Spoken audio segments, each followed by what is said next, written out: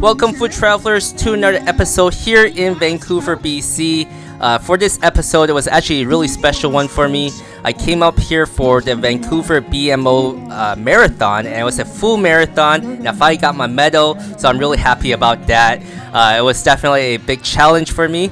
I've never ran a marathon before, and I'm also not a runner.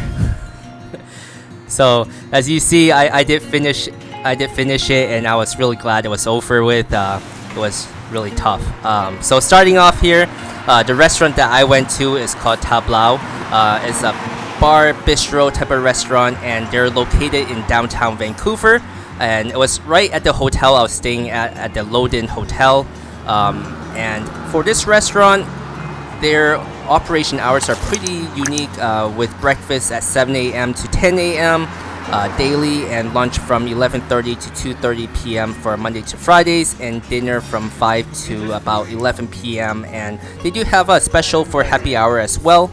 So with this episode, I was here for the breakfast.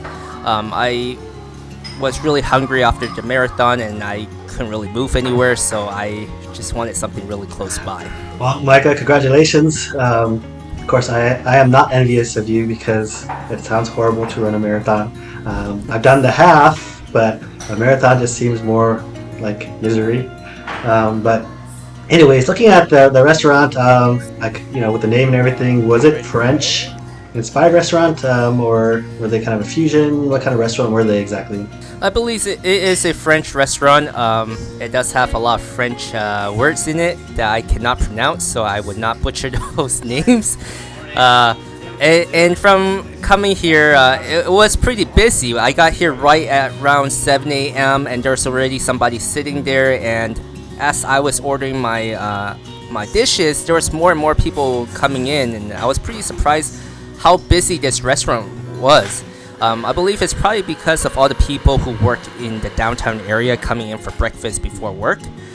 There was not that many hotel guests coming here.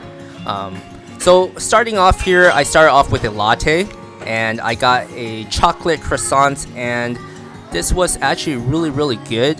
It was really crispy. You could probably hear the crunch of it later on here in the video. And looking at the breakfast menu, there really wasn't that many options for how it's a French restaurant. I don't know exactly what are the normal French dishes, to be honest. I kind of expected a little bit more than just a few items here, but it is what it is. It was still really good. I really did enjoy this. It was a lot better than a lot of other bakeries that I went to in the past, where with how big the size is and how fluffy it was and how crispy everything is, it was actually really buttery. So in the beginning, I started off eating with just the fork and knife, as you saw. And later on, I kind of moved on to my hands because the top part really is so buttery. I didn't want it to get all over my hands with it. Yeah, when I kind of saw the video, Micah, I saw you with the knife and fork, and I was thinking in my head, like, why is he using a knife and fork to eat the croissant? It really looks like it's a really good size, like really enormous. How is the inside portion of the croissant? For me, yes, I absolutely love the crispiness when it's on the outside, but for me, I really like this really moist inside. It's kind of tough to describe it, but there's a context or a contrast of textures between the crispiness and like the inside, where it's nice and soft and moisture and moist. And so when you take a bite with both of them, I really enjoy having a great croissant like that. So I was kind of curious, because sometimes I find out when some of them are too big, it's crispy on the outside, but then there's really no interior. Like, it just ends up being hollow pretty much. And I was just curious if that was the case with it. So at the top portion of the croissant, it was kind of a bit hollowy. In the center, it was kind of like what you described, was kind of moist and kind of soft in the center and chewy. Towards the bottom is where you find the chocolate, which was kind of interesting to me because, in America, chocolate croissants is like through every single layer, and it's really sweet. This one I thought was a pretty good balance with how it was created.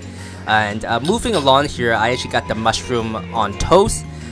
This one I thought was pretty interesting because usually for me I would get like an avocado toast or something else, and this morning I just really wanted mushroom toast, and I thought the egg was perfectly yolked where it was not overcooked, and that it was still really runny, and they gave so much sauce for the mushroom that it was like a really good pairing of everything, and also on that sourdough bread. What was the sauce and what kind of mushrooms were there? So the mushroom is a Pemberton meadow mushroom, and the sauce is called Pedera juice with Los Vein sauce. I don't know what that translates to, and I probably mentioned it all wrong, but it was a really creamy texture, really gravy-like sauce, I would say.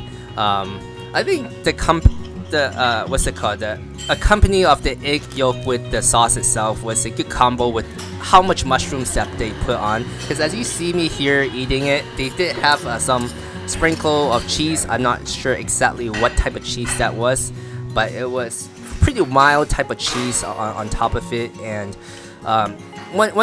since this was adjoining the hotel, it was really nice to see all the pictures on the back side of the restaurant as well. They have a lot of different type of pictures to look at. I'm not exactly sure who all these people are, but it was just nice decor to look at for this type of restaurant. And since it's right next to the hotel, you could just go to the back of the restaurant where the kitchen is and walk towards the elevators, and the elevators were right there waiting for me to go back to bed to lay down. So overall, I really did enjoy this restaurant. If you are in downtown Vancouver and you're looking for a French style restaurant, this is a good option. And to wrap up the episode are the notables. Unfortunately for this one, there are none.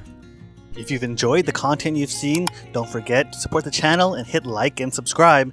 And if you want to see additional pictures of food and our travels, go over to our Instagram page and follow us there. And thanks for watching.